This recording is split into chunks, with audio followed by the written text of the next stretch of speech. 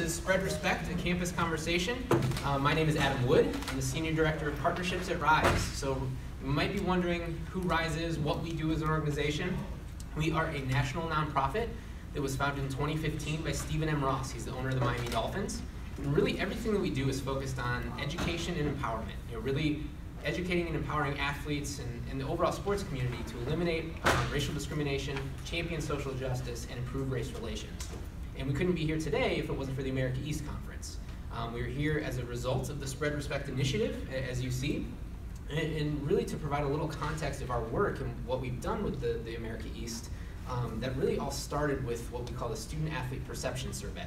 So the Student Athlete Perception Survey is really focused on gathering some insights from student athletes. Some of you in the room might have experienced it, gone through the survey yourself, but the hope is that we gather some data, gather some insights from each of the 9 institutions within the America East, really figure out what could be done differently, what sort of tools could be provided to student athletes to allow them to feel more comfortable having some of these conversations. A couple key things that we've been able to glean from the survey is one, 92% of student athletes across all platforms, D1, D2, D3, NAIA, 92% of student athletes feel that racism is still a concern in the United States of America.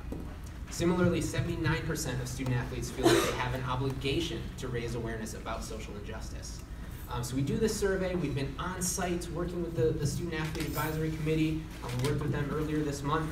And then we're here tonight. So we've got this amazing campus conversation. We've got a great panel I'll introduce here in just a half a second.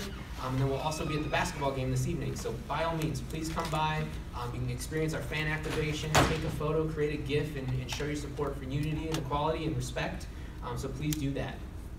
Just to frame what we are going to do here today and kind of the goal of the session itself, we really want to bring the UMBC athletics community together with the overall campus community to explore and identify strategies to help advance diversity, equity, and inclusion efforts here on campus. To my right here, we've got a sophomore track and field star student athlete from UMBC.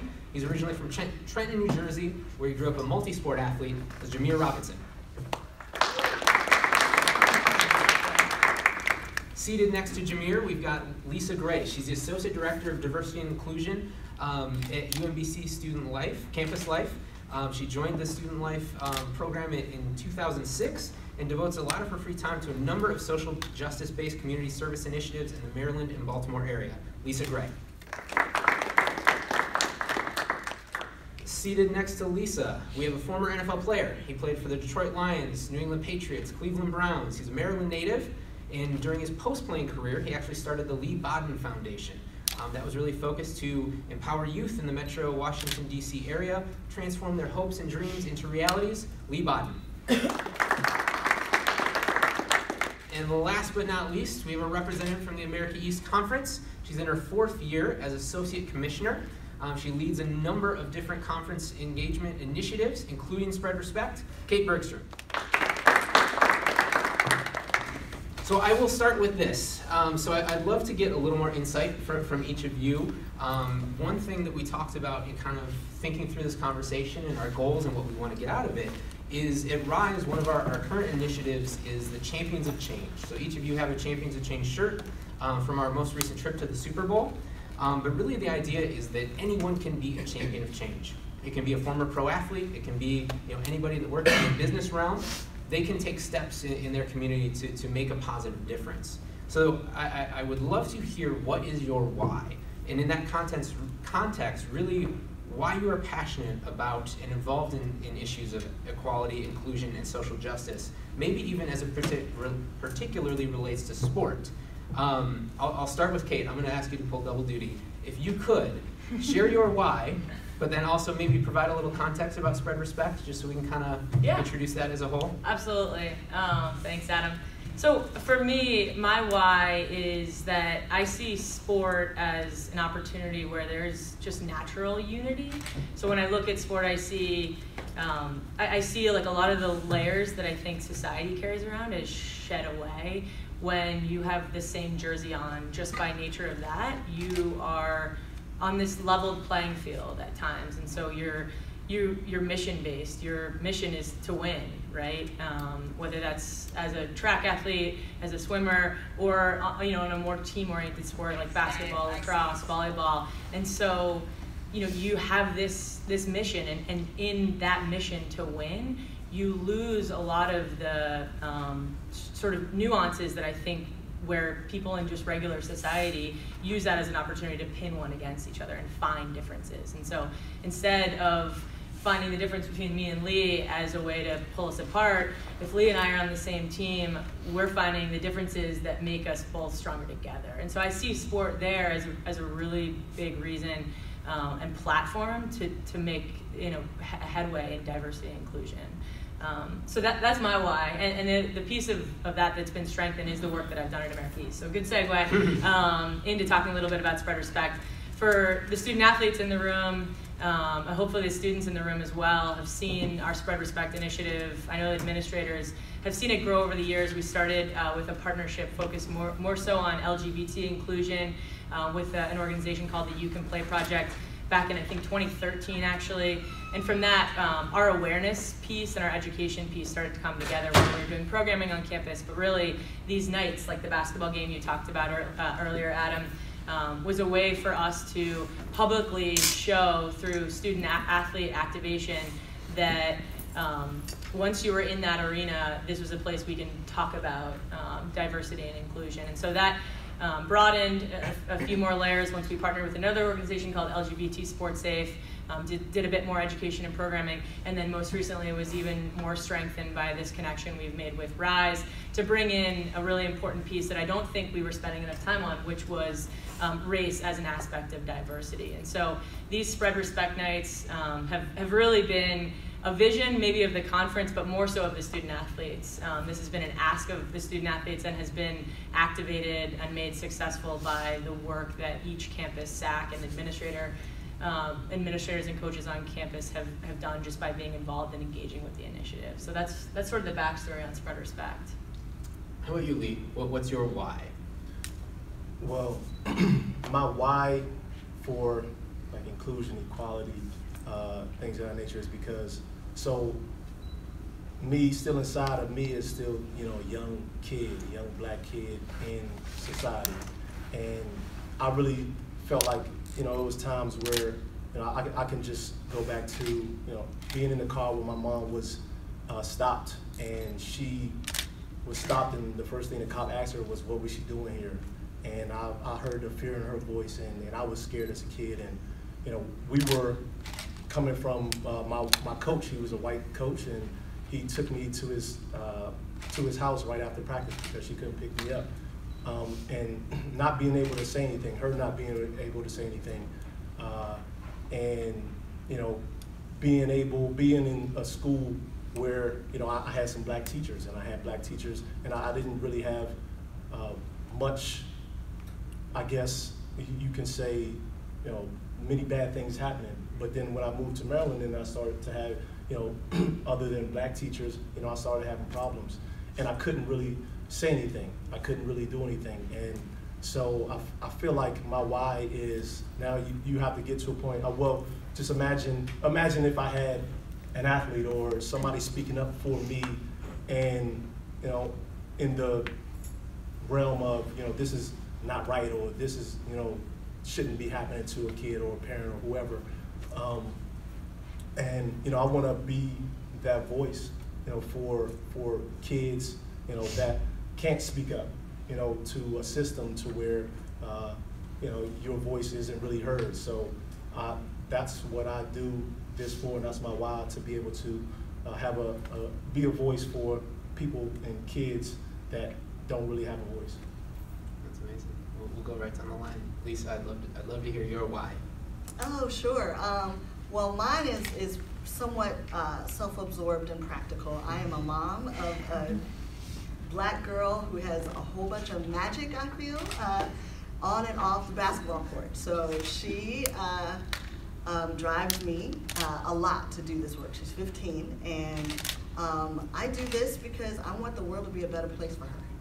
I want her to not have to fight the same battles I had to fight as a child, as a teenager. I don't want her to ever have to go into a room and have to explain who she is, why she wears her hair the way she does, why her skin looks the way it does, why her body looks the way it does, as if there's something wrong with any of that. And so I know that she is made perfectly by our Creator, and I want the whole planet to know that, and I want all her friends to know that, because she goes to an extremely diverse high school, Wild Lake, actually here in Columbia in Howard County, and she literally has friends from every walk of life, every background you can imagine.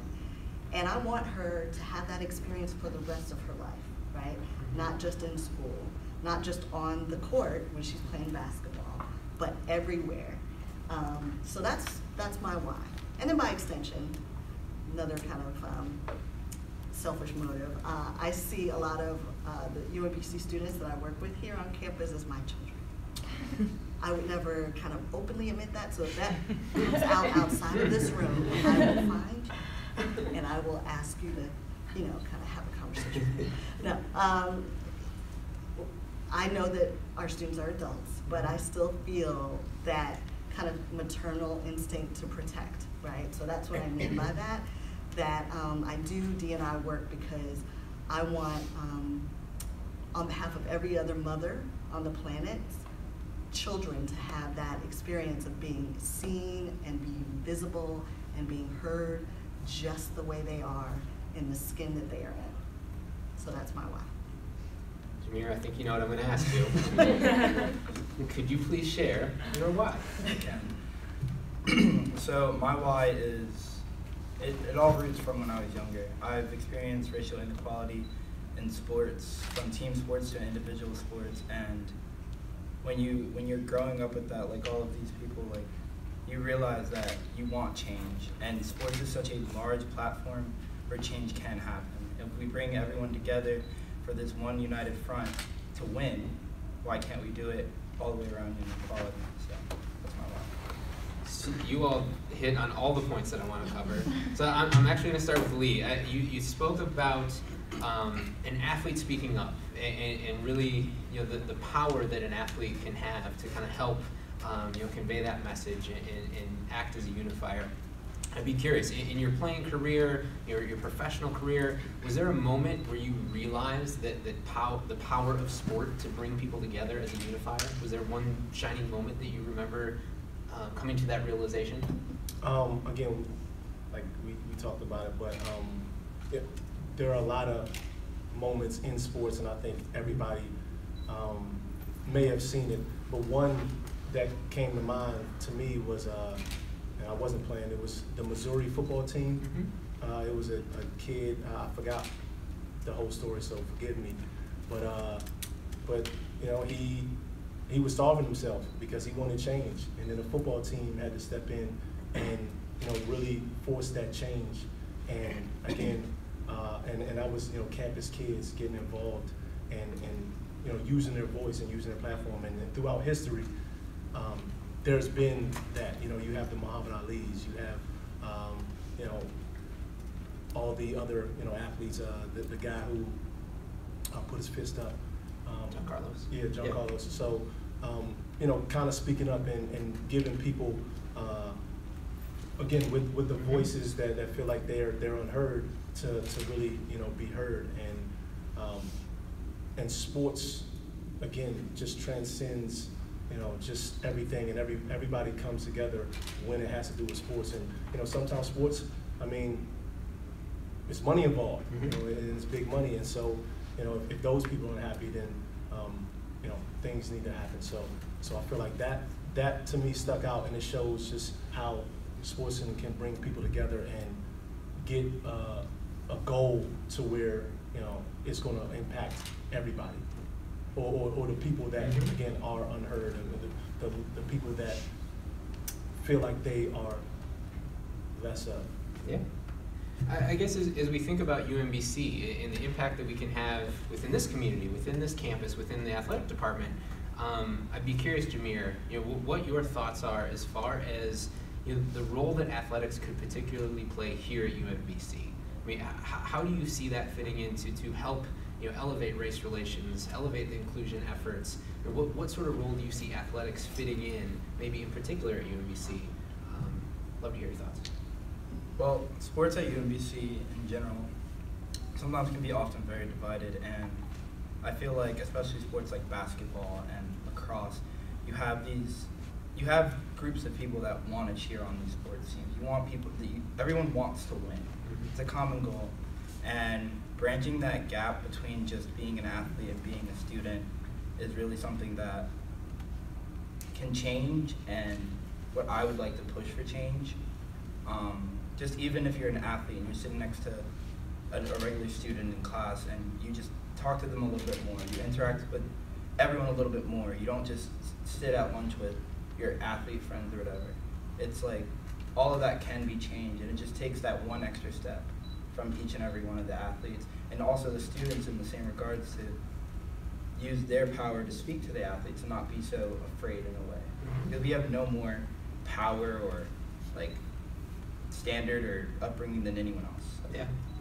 I think you must have been listening in on the conversation I had with Lisa yesterday, because I think that dovetails really nicely with your work. And maybe, thinking about how athletics and your work can kind of bridge that gap.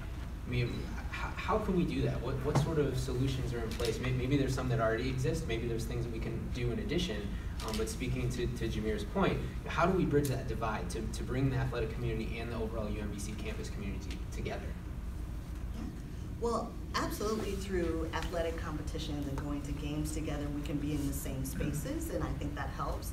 But what I would say to the student athletes in the room is just to, peruse my UMBC beyond just adding money to your campus card, because there's a whole bunch of stuff on there that shows you all the things you can get involved in beyond whatever you're doing on your sports team. Like, for instance, Campus Life. We have access and connect and do work with 250 plus student organizations of all different categories. So you can get connected easily with students through those groups who are not student athletes, and then learn a whole nother side of what life is like on campus. Talking with your classmates who are not student athletes. You're sitting in a space, 2 or 3 times a week with the same people.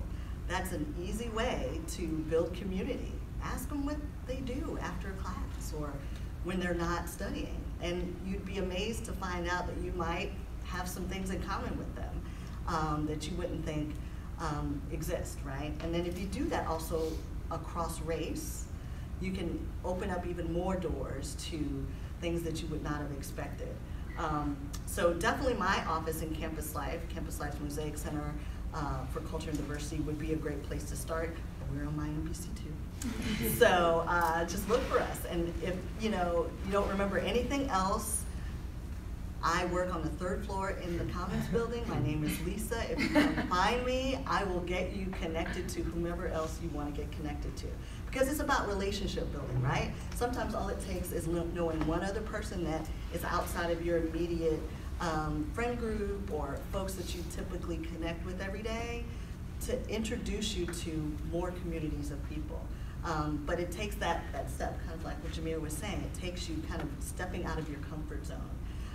But I'm more than happy to share all of those resources in Campus Life, or by extension, the Division of Student Affairs. Some of my colleagues from the Counseling Center here and University Health Services, they offer some great resources and programs and things to get involved into.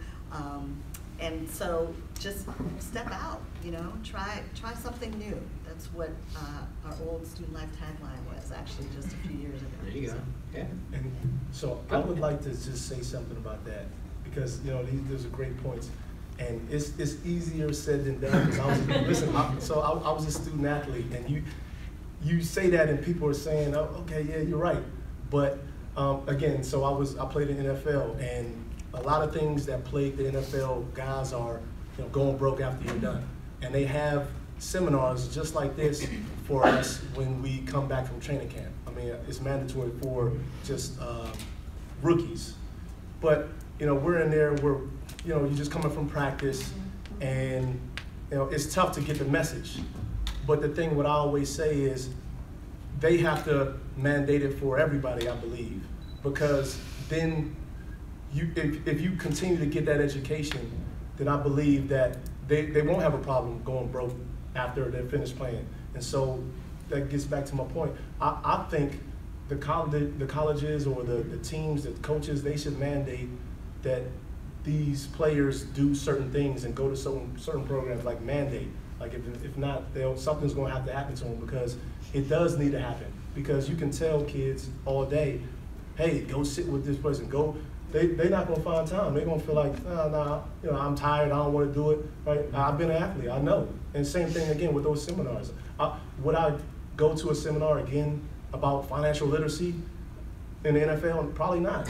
I mean, after that one mandated one, I wouldn't do it. So, but if they force me to do it, what am I going? I have to do it. And the more and more you get involved in it, and you start to hear different things, and you start to understand, hey, this does intrigue me. This might help me, right? And then they'll be more inclined to now go on their own. But I think it needs to be mandated that they go to these programs and go to these certain things and sit with somebody different, a group of students, or take a group 4 ladies and go to a table in the lunchroom. I mean, and I think these things need to be mandated. And even in the classroom, sometimes again, you have tests, you have projects, and make that be a project. As a professor, mm-hmm. Hey, go to a sporting type of event or whatever, and just report on it or whatever it is. I don't know, per se, I'm not a professor, but just mandate these things for the students to really do, instead of saying, we have these programs because it's great to have them, but you're not going to get these kids unless you force them to really do it. Yeah. So that's what I think should happen, again, with coaches and professors or whatever, to be able to make change. Yeah. Well, and I think, Kate, I mean, that probably aligns pretty well with what you're trying to do at the American East in trying to develop a culture and build some institutional norms within the overall conference to kind of lift up these efforts and bring people together. I mean, what sort of challenges are there for you all as you implement something like Spread Respect and you look to expand it and do new things? What sort of challenges are you facing in kind of instituting things like that?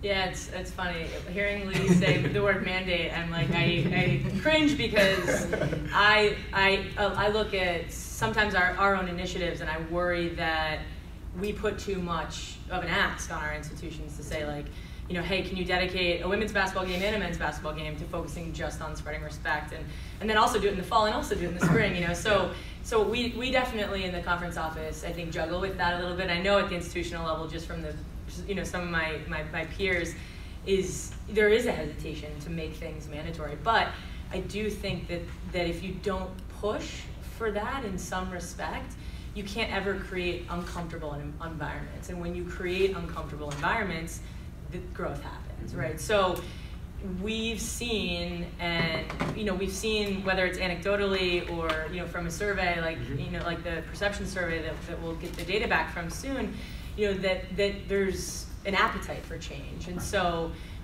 while we can hesitate at times to make things mandatory or to implement things, it doesn't always feel like that. And I think part of that is, I look at these 4 ladies in the front row here. I mean, these are our SAC members. These are the student athletes that are driving these events. And so while maybe the seed was planted 6 years ago, like I mentioned, it's been every generation of student athlete that's come through and has made these nights or these initiatives stronger and have made connections and made more uncomfortable space so that there can be growth. And it's not as much that we have to really do a lot. And so I think that's a big opportunity there, is just letting our student athletes actually set the pace and the tone.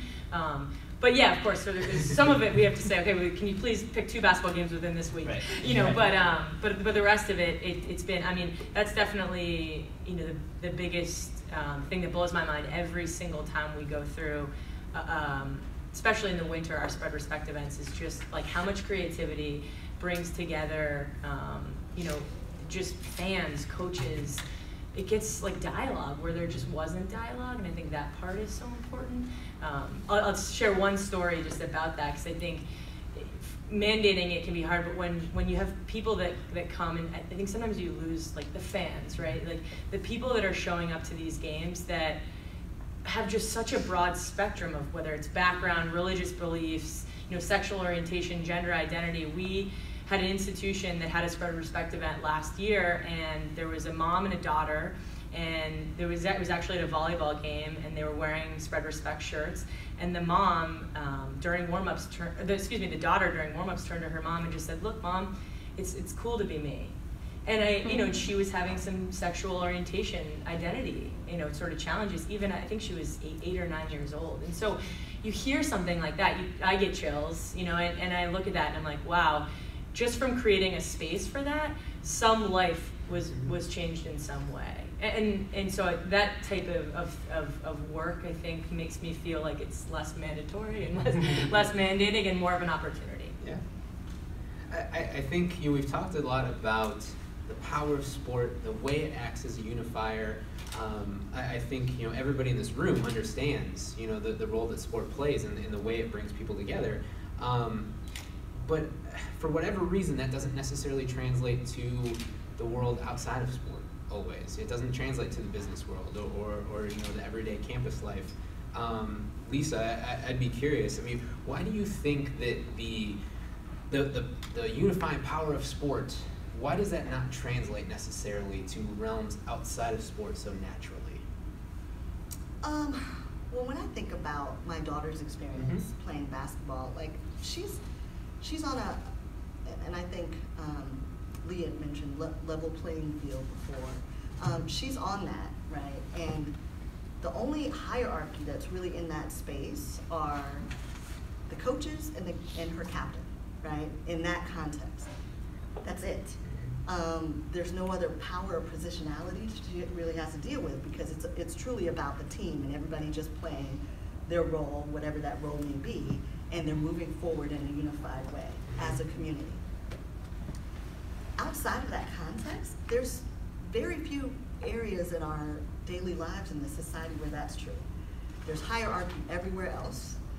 There's power, there's privilege that different people hold in institutions that we all have to engage in almost every other space in society. So that causes there to be a heaviness in terms of how we interact with each other around all of that, right? The stakes are higher, right? Let's take the workplace or even a classroom, if we're talking about students. It's like, there's a competitiveness about that space where, yes, the faculty member is the person with the ultimate power, so how are you, engaging with that person of power in that space while you're trying to get grades? And you may be competing with other classmates in the eyes of that power or authority figure in that space, right? So that muddies the water, and it prevents us from being human with each other and seeing each other for who we are at our core, right? Then we start to make differences in how we engage with each other around all the different social identities that we carry. And that's true of just about every other aspect of our life in terms of how we operate in terms of our government and public life, political engagement. You see it, absolutely. And you also see it when we're trying to vie for different resources from a community-based aspect, in our schools and in terms of healthcare. So it's everywhere else. Sports gives us an opportunity to kind of disturb that. It gives us an example of what can be if power and privilege were to fall away, and who we might be as our highest and best selves as a community. And I think we can all agree, at least in U.S. society, that most, especially professional sports, is like another religion, right? In our society, there's more people that go to or watch NFL games than go to church on Sunday in this country. Or go to, perhaps, even if you add all the other days of worship together, there's still more people that are watching professional sports or engaging in sports in some way, shape, or form in this society. That's huge. And that means there's a huge opportunity for us to learn from the good things that sports gives us: teamwork, the ability to be a unified kind of group of people, kind of like what you were saying, Kate, right? The ability to persevere and to be tenacious, to have each other's backs when you're facing adversity. We don't give each other that in other spaces, right? When was the last time something went down in a meeting that was really horrible, or somebody got fired and their coworkers did what they needed to do to stand up for that person? Probably doesn't happen very often, right? But that happens on a field. You know, somebody goes down, the rest of the team is there, picking up the slack, making sure that person gets what they need, and then they move forward together. So that is a beautiful, I think, analogy or opportunity for us to really think differently about how we can be more human with each other, how we can really create more space for people to be visible and heard beyond the field.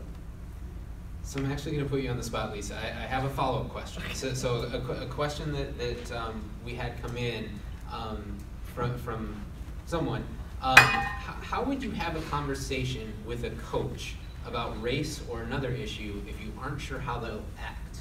So you mentioned kind of the hierarchy and the power structure. I think this is one of those instances where there is a hierarchy in sport. You have the coach. So how would you have that conversation potentially with the coach or someone in power to talk about race?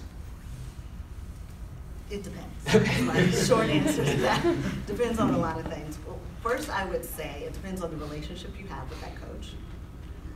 Do you feel safe enough as a player to even have any kind of what you would consider to be difficult conversation with your coach? Race is just one of many difficult conversations that you could potentially be having with your coach. So if you aren't able to have other types of difficult conversations, you probably don't want to start with a conversation about race. So I would say practice with somebody else where you do feel safe first. See how that goes, and then see if you can work your way up to having more courage to bring it up to your coach. Practice makes perfect when it comes to having difficult conversations. The more you do them, the easier it goes. And that's certainly true when it comes to talking about race, which is really the third rail in our society in terms of what we do, all kinds of things to avoid talking about. We will, call everything else something other than race to avoid talking about race, right? So it's hard, but that's what I would say, is to really practice with some other folks and then see where that takes you, and then try to reapproach the coach. But then also, I would add this, try to give your coach the benefit of the doubt before you assume that he or she is not going to be open to what you have to say. They are human just like you are. They may not have the answer, but there needs to be a little bit of trust when you are trying to deal with something difficult. And if they don't respond well in that moment, don't give up on them. Let them know how you feel about that, and then try again. Leigh, I actually have a follow-up question. Another student-submitted question I think might pertain particularly well to you in kind of speaking about courageous conversations. What was the hardest conversation that you might have had with a teammate? Something that might have offended you, or a difficult conversation that you had with a teammate during your playing career, and how did you address that?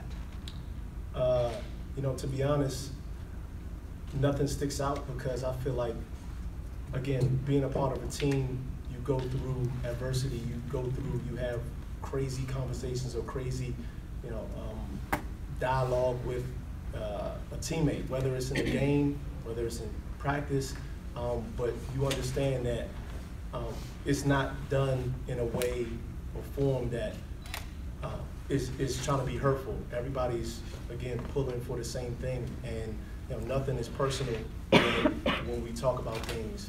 So I can't remember any really deep conversation or getting into it. I've gotten into it with coaches before. With Bill Belichick just on the sideline. But it's in the heat of the battle, right. and it's not taken any type of way. I still went out there and played, and he still went out there and coached. But so I feel like it shouldn't be a difficult conversation. And if that's your brother or that's your sister, that's what we call each other, brothers. Then it's nothing you can't say. Come to them and talk about, because you're family, and that's what teams are. They're families, and you should be able to talk to them and to go with the coach as well. I'll be interested to see, like, I know they talk about the question was about race, but what about race? You know, what is the concern? You know, kind of actual concern. Yep. And the problem with race is, it's always a touchy subject, and people don't know how to talk about it. But you know, sexual orientation, people say, man, be proud to, you know, discuss that. But when it comes to race, you know, it's a touchy subject, and again, it's a hierarchy with the coach, and you're afraid, hey man, if I say something, and now they're gonna look at me a certain way, and maybe they're not gonna play me, and you know, so that's a difficult position you put a kid in. So even to talk about that, I mean, you know, I wouldn't know where to start, but if you have a real concern, then you just have to muster up the courage and deal with the consequences, whether, you know, something happened to you or not, and deal with it. And then, you know, let somebody know, you know, what your concerns are, that you expressed it, and if anything changes after that, then you have a, you know, kind of a gripe. I mean, you look at the Colin Kaepernick situation, obviously, you know, where he was, you know, got kind of blackballed in the NFL. I mean, he had to go and, you know, do something later on to show and prove that, you know, something happened because of what he said, you know. So, but back to the other question. I mean, as a player, I don't feel like, you know, I had any hard conversations because nothing sticks out, because again, whatever I say to them, you know, I feel like, you know, it's meant with all respect and the benefit of the team, and we can move forward after that. But it's nothing hard to say to a teammate, I don't think. And I think the underlying thing when you say that, in kind of the power of the team, is empathy and understanding the other folks that are on your team, and being an ally, and really, you know, aligning yourself to help other people. So I think that kind of dovetails nicely with this question in particular, and this is for anybody, so feel free to jump in. But how do you consider yourself an ally in the quest for racial equality? You know, to realize a more racially just world, we all have to work together. So whoever would like to jump in, how do you consider yourself an ally in the quest for racial equality?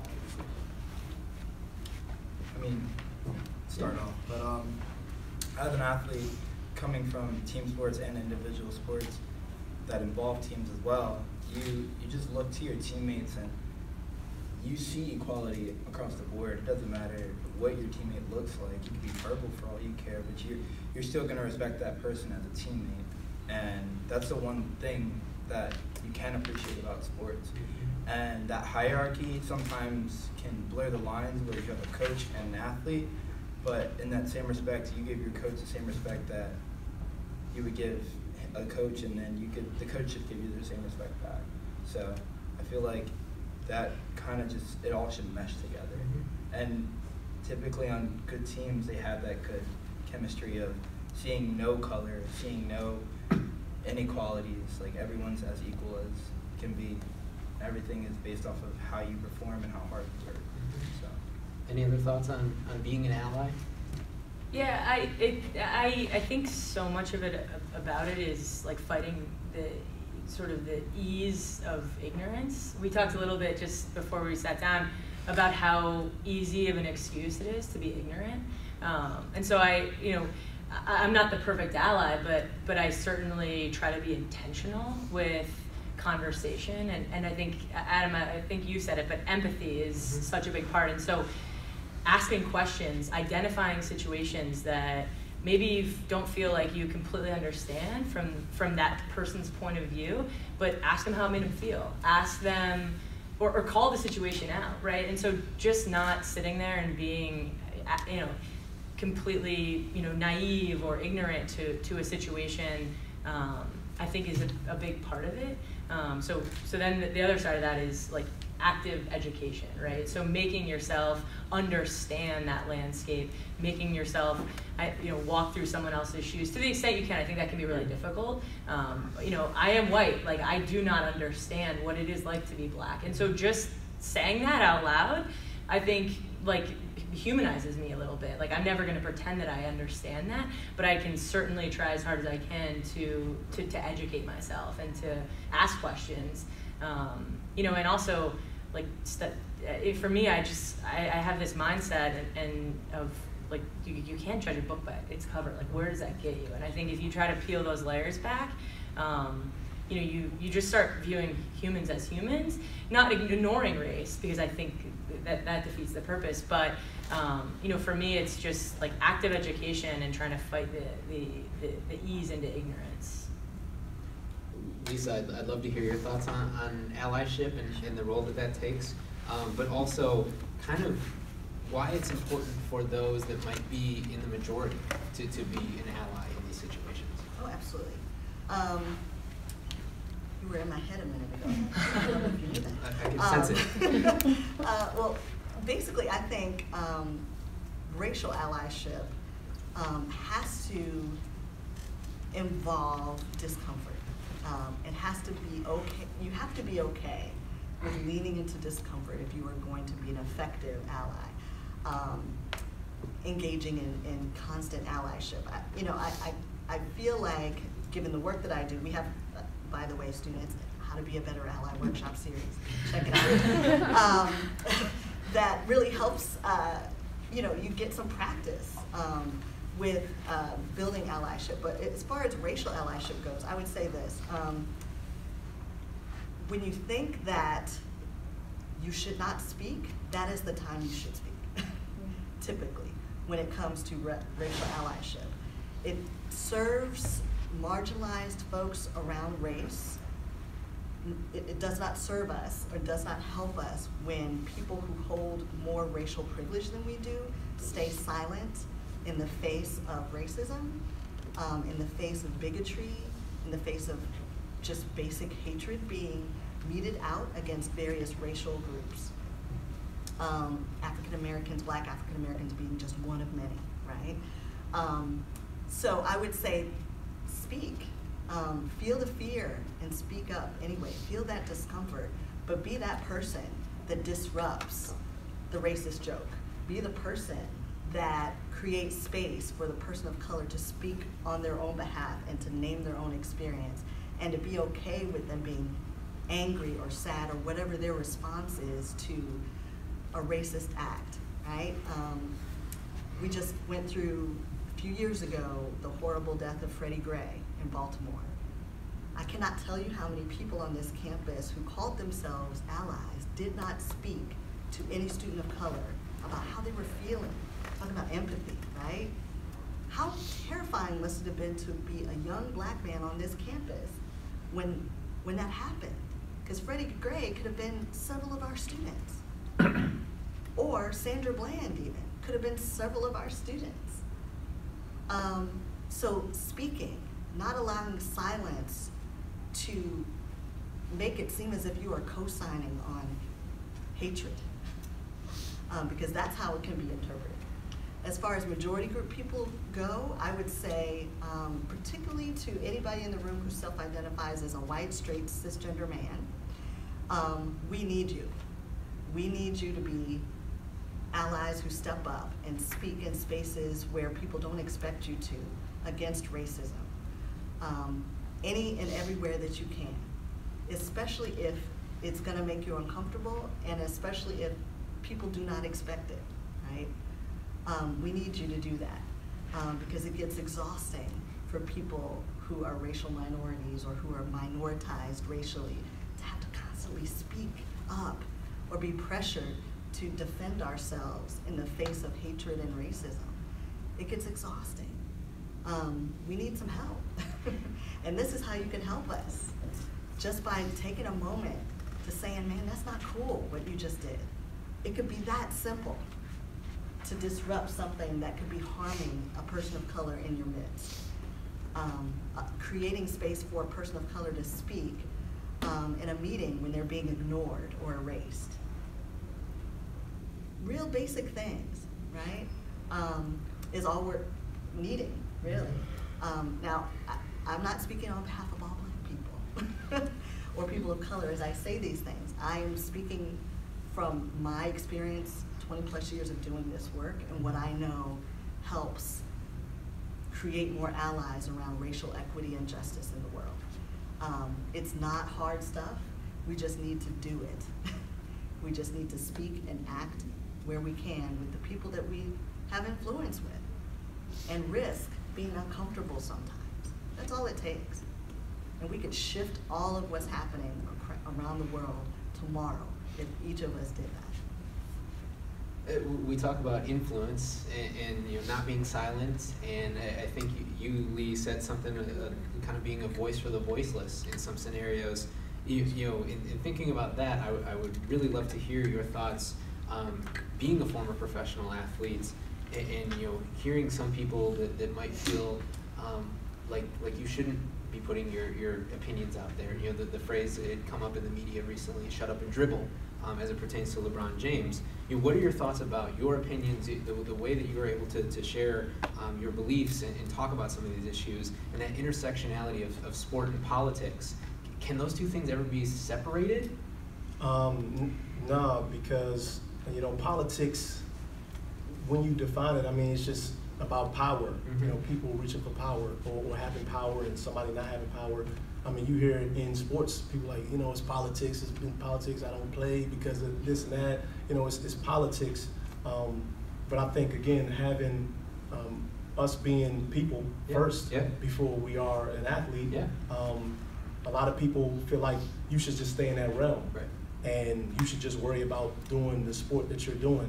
But listen, everyday people have an opinion on when they go to your game, and they speak about you and what you should have done and all this other stuff. No one tells them to, hey man, you stay in your realm over there on your computer. Yeah. You know what I mean? So the thing is, for whatever reason, the media makes it seem like an athlete can't say anything about what's going on in the community because you don't have any background in it. Everybody has an opinion. And everybody has an opinion on your sport and can talk about your sport. And why can't I talk about what's going on in society? Again, I'm a person first. And so to be able to speak out and be on that platform and on that stage is something athletes should do and should be encouraged to do. And again, just going back to the allies and just like, if I see someone, getting picked on, a little kid, if I'm speaking to I'm gonna say something, right? Because I care. I just care about people. I care about people's well-being, and I think the more and more people care about other people's well-being, even no matter if I know them or not, that's just gonna benefit everybody else. And again, it's just speaking up. But going back again, politics, you can't separate it because it's just a position of power. I mean, it's just like, again, if a player is unhappy with their playing time, is he gonna, do something? He's unhappy, and then he feels like it's politics. But if he goes to the coach, will it change? He doesn't necessarily have a voice. Now, if something was going on, if a lot of players, felt this way, then some change could happen, But what I'm saying is, but politics is politics, and it's going to be, whether it deals with money, whether it deals with status, whatever it is, it's just going to be go hand in hand. And how you deal with it is how you deal with it, and it's tough again when you're the minority of, I guess, like I talked about with that guy, when he's the only one, feels like he's being not played as much because of something. What can he do? Can't really do anything, and that's just the politics involved in the sport. And politics, like I said, you should be able to speak up because you are a human being in the first place. Yeah, and honestly, everybody has that ability. And I think when we think about the spectrum of athlete activism and the steps that you can take, the things that you can do, one of the things that personally at Rise, the things that we've really seen a massive uptick in interest in is civic engagement. We have a program called Rise to Vote. It's really focused on getting student athletes passionate about civic engagement, getting them informed, and allowing them to influence others by using their platform to share that with their peers, share that with other students on campus, share that with your family. I'll put in a selfish plug. We have the ability to pledge to vote. If you'd like to go on our website, you can actually go on and pledge that you will vote in the next upcoming election. We can set you up with the tools to actually get registered to vote, to do that. So I'd be curious, I don't know any thoughts from the panel. If somebody was uncertain about voting or uncertain about civic engagement, what would you tell somebody to ensure that that they use their voice to be heard in the political realm? Go for it, Jameer. I would like to speak on it from our university. Yeah. We had these young ladies put together a way for a lot of our athletes to vote this previous election in November.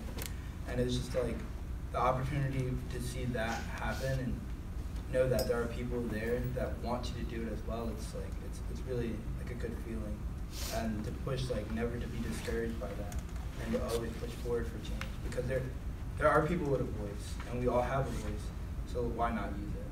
So. Any other thoughts?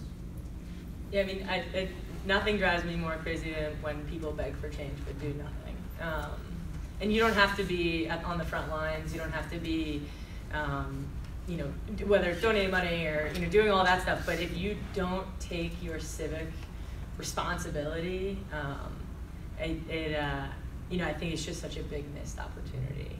Because, I think both Lisa and Leigh have said it at different times, but politics and power are the same, and there is a hierarchy in life. And so, like it or not, there's limited ways to make changes there. And so if you don't seize that opportunity to share your voice in that potential opportunity for change, then you're going to continue to be complaining about it and not seeing any results. So I mean, that's sort of my philosophy to it. And I think it's awesome to hear Jameer say that sometimes it's just a matter of access, right, and encouragement. And so if universities can do programs like it sounds like UMBC has tried, where you're just making it easier for student athletes to get involved, to get registered and all that stuff. I think you're going to see a big uptick in engagement as it relates to voting and politics. Go ahead. I'll just add one other thing. It's like voting rights aren't a given, right? They've been fought by generations of people for a very long time in this country.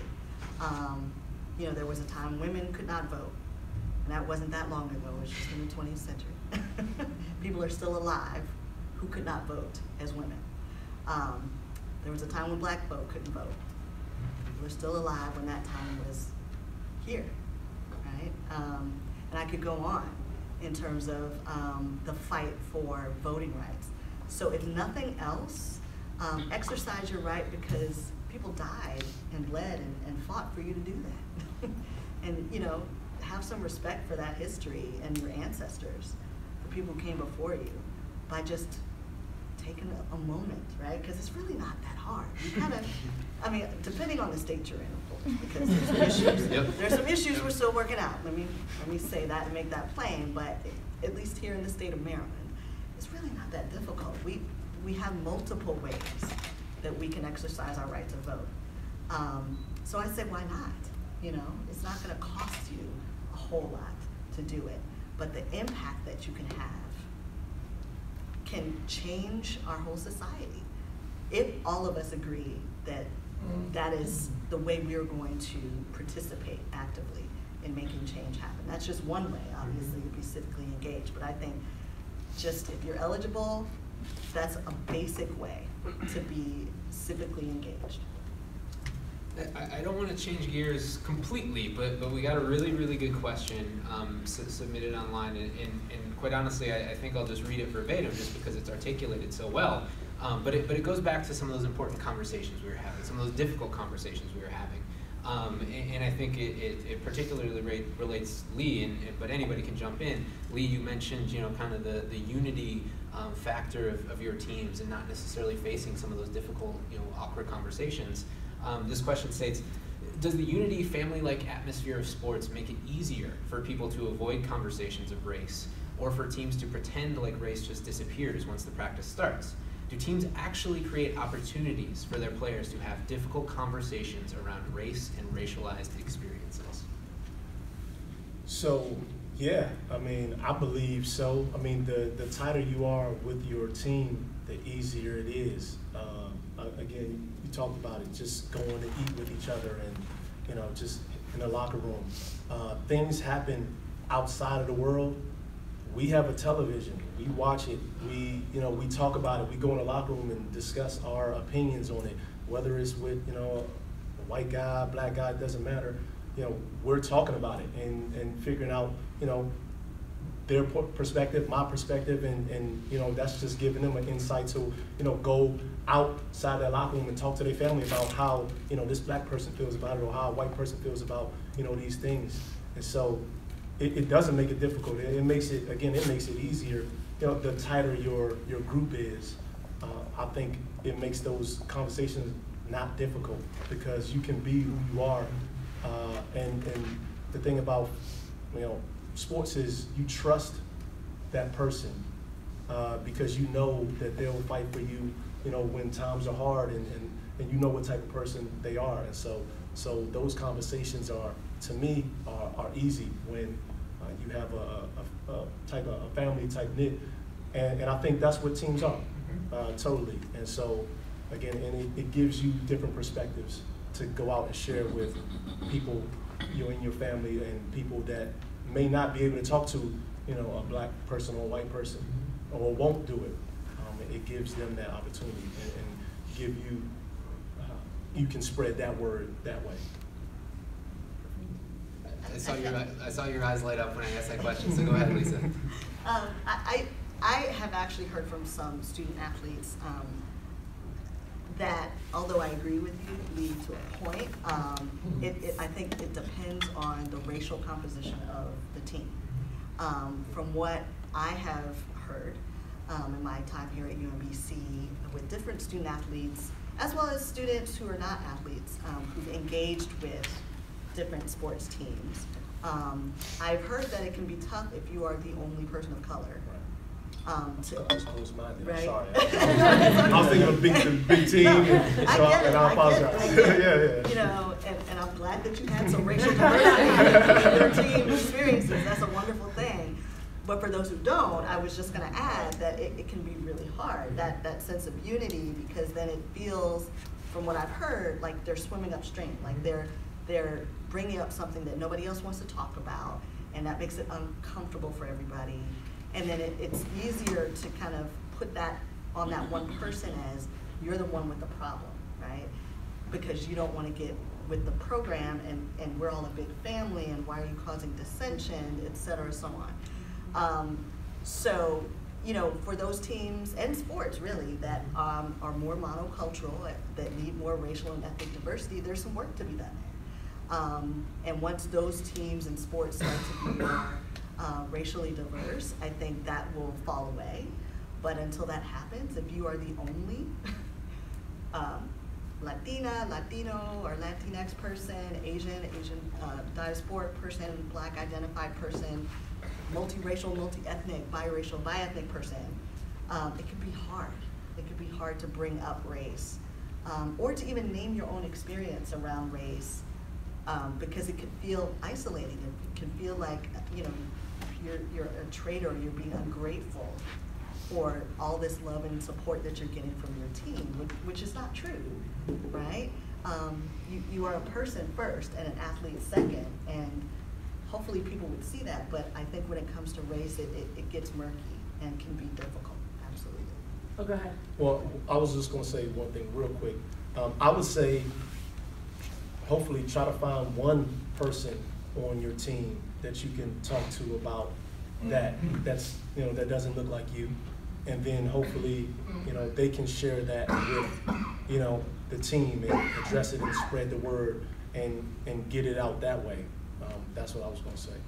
Yeah, well, I think it's even astonishing just that one question eliciting 3 incredibly different perspectives too, because I'm going to add one more layer into this, which is take a team potentially that lacks complete diversity, and then like I attended a university that lacked a lot of diversity. I played a sport that was nationally known to lack a lot of diversity, and so take that and then look at that group of individuals and what I heard from that question is like, how do you challenge that group of individuals when there is nobody inside Two, to whether it's Lisa's point on, you know, having that battle of swimming upstream, or, you know, to Leigh's point where it is just a part of the cultural norm where people talk about it, is that team that is never challenged. And so, you know, one of the things, and I think that's really difficult, you know, for a totally different set of reasons, but, you know, you have to think, like, maybe what can a coach do to try to,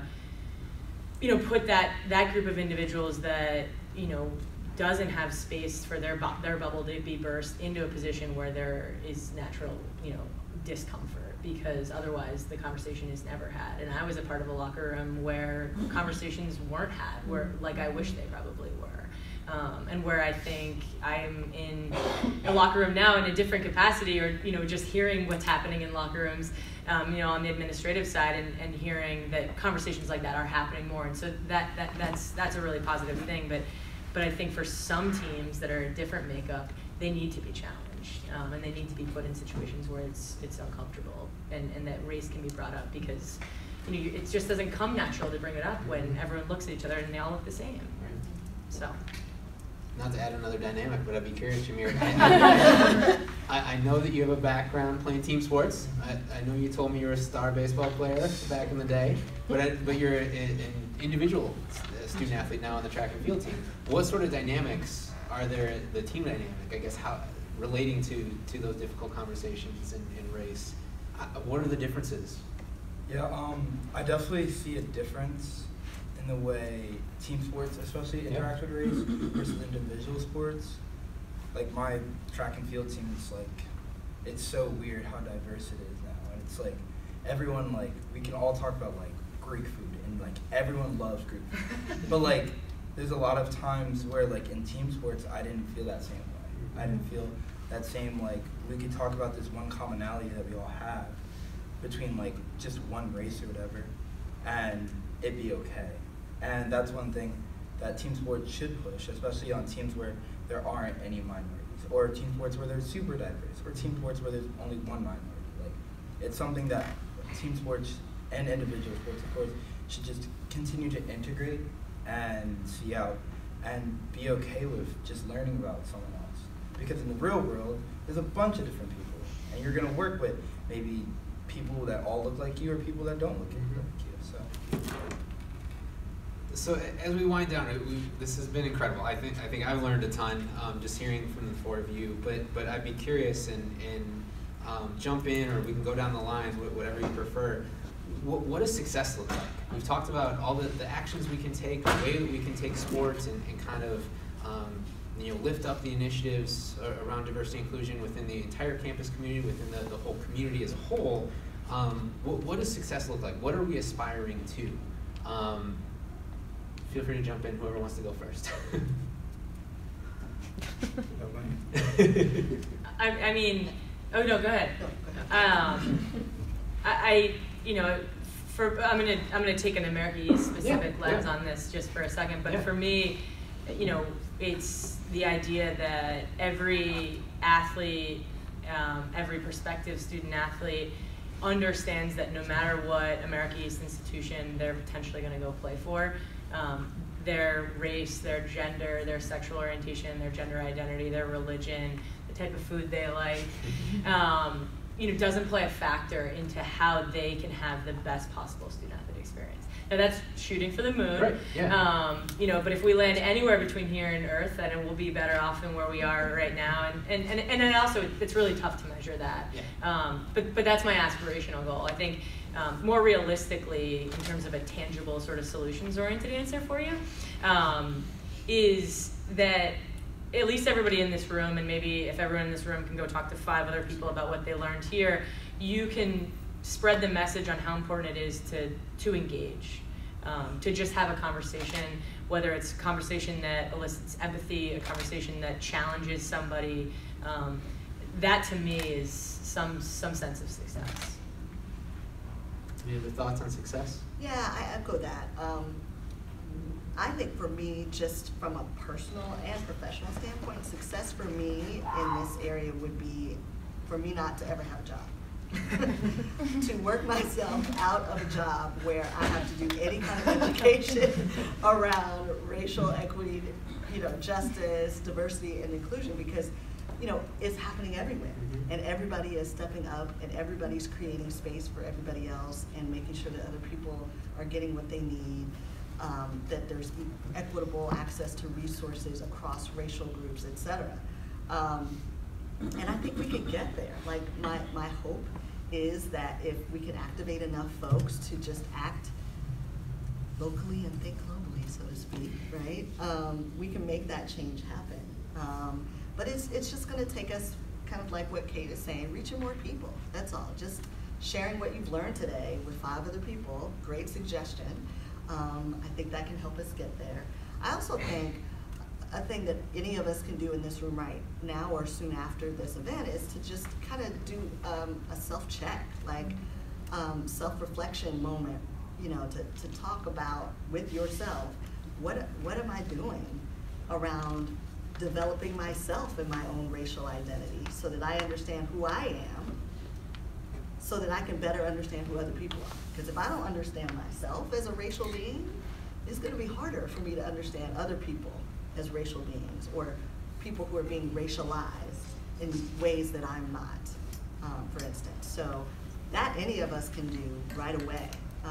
And I would just say, Netflix it, go to the library.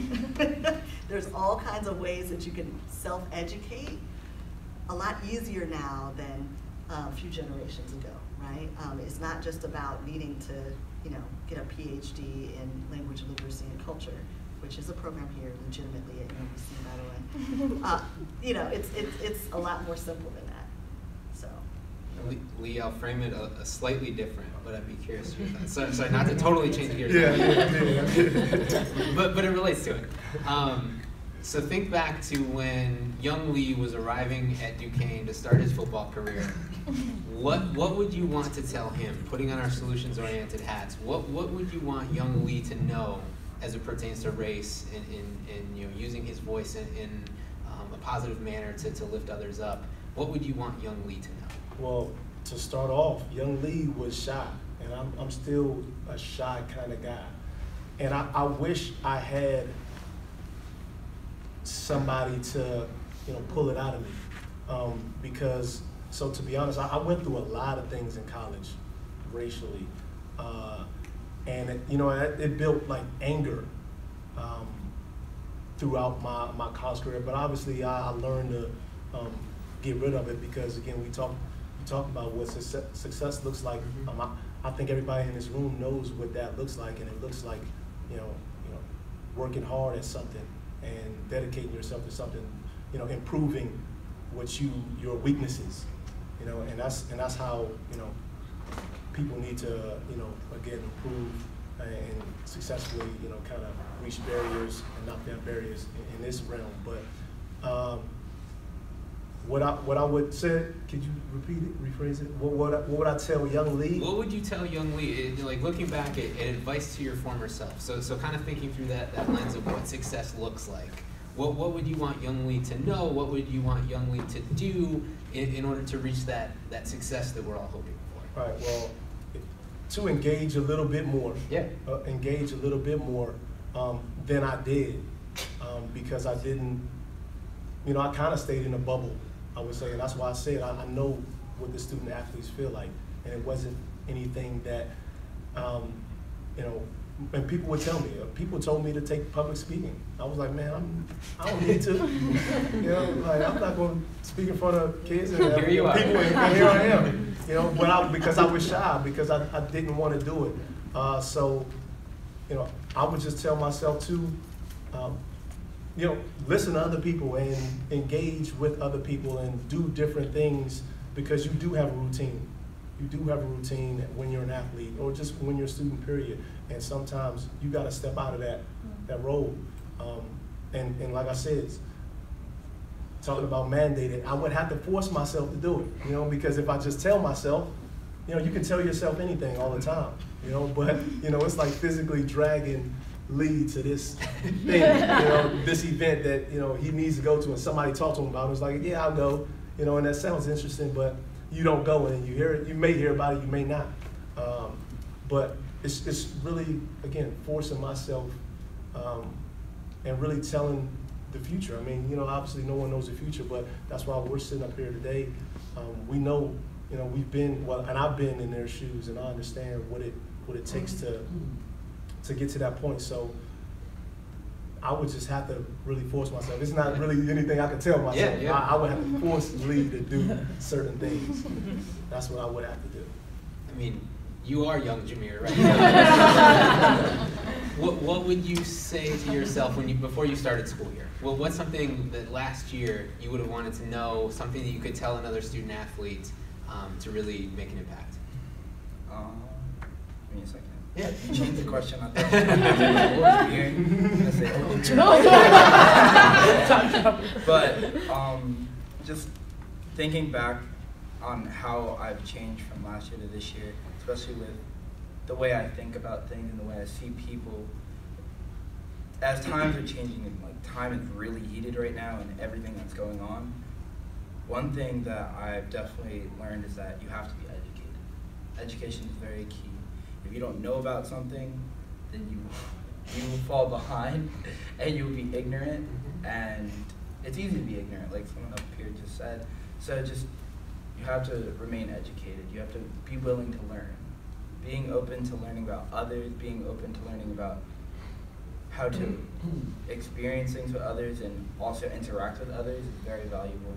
And that's one thing that I have taken away since I've been here, and I hope to continue to take away throughout my life, is that I can't just be closed-minded. I can't just see a problem and just think about me, but I have to think about the broad spectrum of things. And so Go ahead. Go for it. Before you go, one more thing, and see the thing that I talked about, me going through a lot of the things that I went through.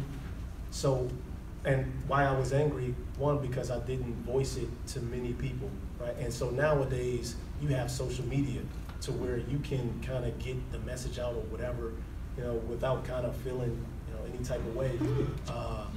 And so, to me, what I would tell my old self is, let more people know about what happened, because, the people that I did let know happened, they felt me, but nothing was really done. I was the one who, suffered all the consequences, and nothing really happened to, again, the people in, the higher positions, or things happened to me that probably shouldn't have happened to me. So, I would tell myself to let more people know about, the incidents that went on with me personally. So.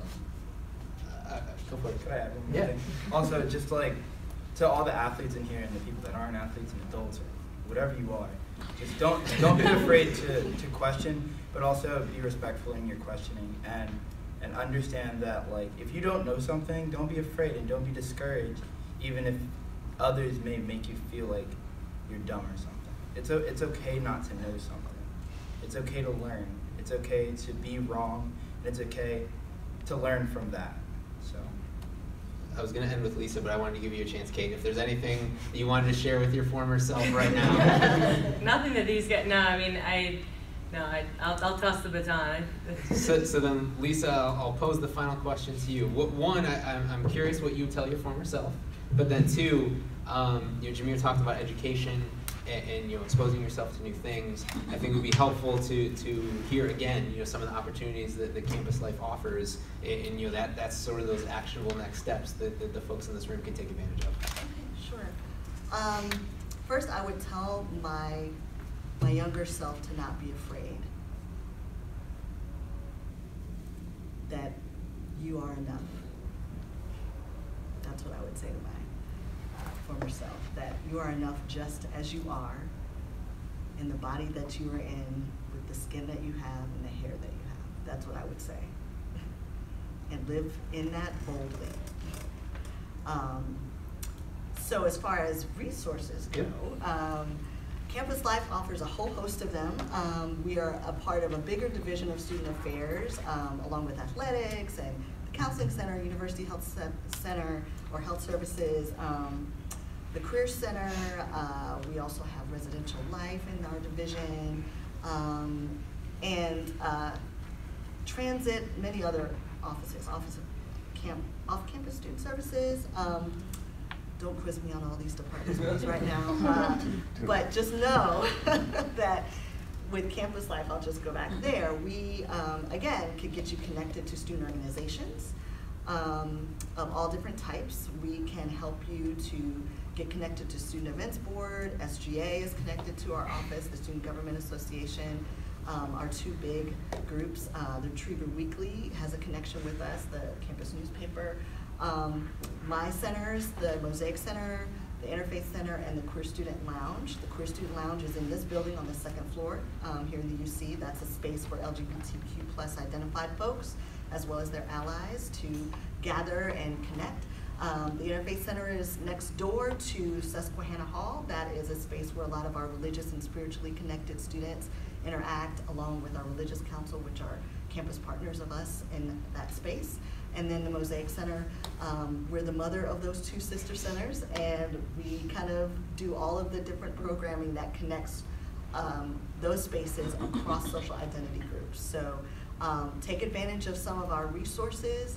Come to the second floor of the Commons, to the Mosaic Center, and we'll get you connected.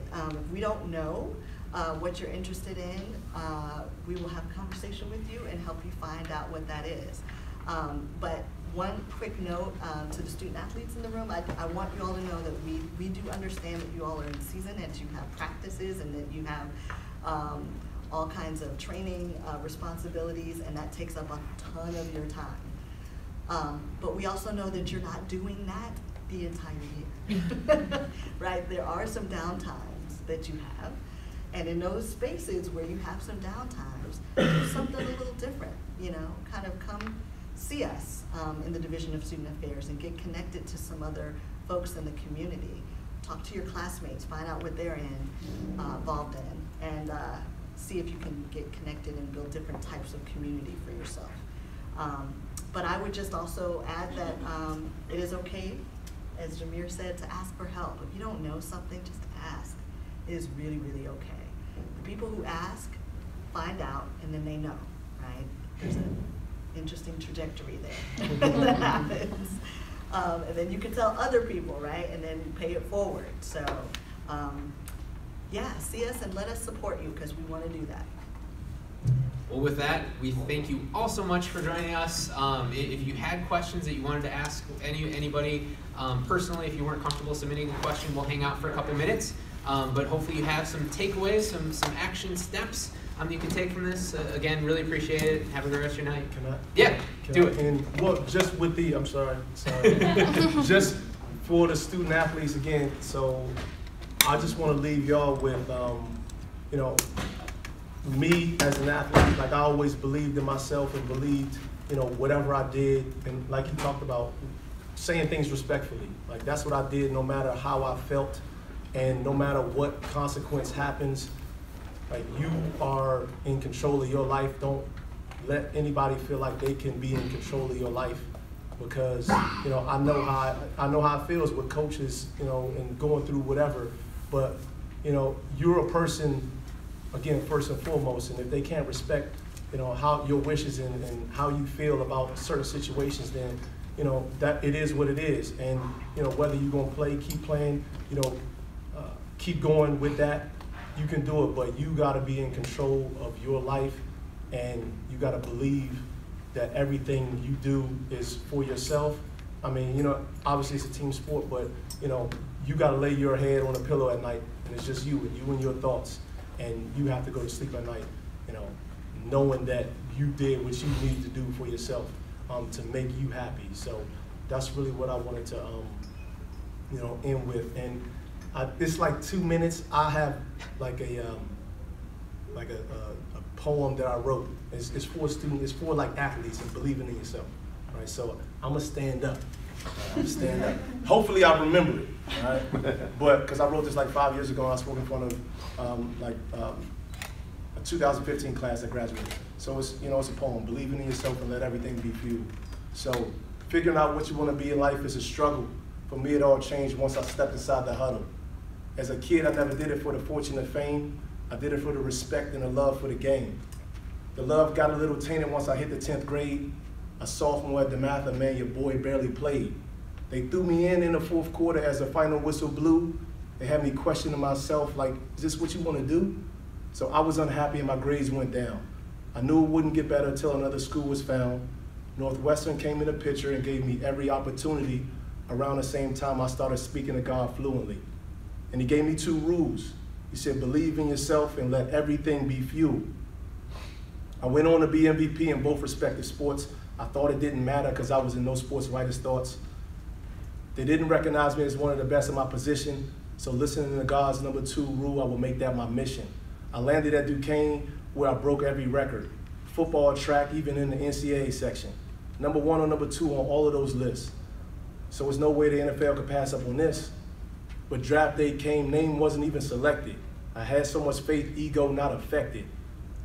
I signed with the Browns as a free agent. I spent 3 years as a starter's replacement. Spent 2 years as a starter's replacement. 3rd year came and I thought it was a charm. I started opening day I could have swore I was on. But 2 weeks later, in 3 games straight, I sat on the sideline and didn't even dress. Outside I didn't care, but inside I was a mess. I re-spoke to God and he said it was a test. He said, be strong, don't stop, you the best. I messed up. But the last 6 years I started for every team. I retired, opened a gym, now I'm starting another dream. I know to be successful, I gotta keep the same tools. Always remembering his 2 golden rules, believe in yourself and let everything be fuel. So what I mean by let everything be fuel is whatever inequalities, whatever thing is going through your mind of, you don't feel wanted, you don't feel accepted, or whatever it is, you can get through it, right? And you just gotta believe in yourself, no matter who and what says anything. Right? And so that's really, I wrote it because that's my life. I've been through so many things and adverse things, and I was just a little 2 minutes of it, but I know the things that student athletes go through, and so I just want y'all to know that y'all just got to believe in yourself. And then, again, it's using these tools and using these things to go out and to speak for people that may not believe in themselves. You know what I mean? And that's what these things are for, is for the kids and the student athletes or people that don't really believe in themselves and don't have nobody in their corner. And this is great to have people in their corner because there's so many talented people and kids and just that are being blocked out and they need help. You know what I mean? And so this is why this is so great. But sorry I had to take 2 minutes into that. Thank you all. Appreciate it. Have a great rest of your night.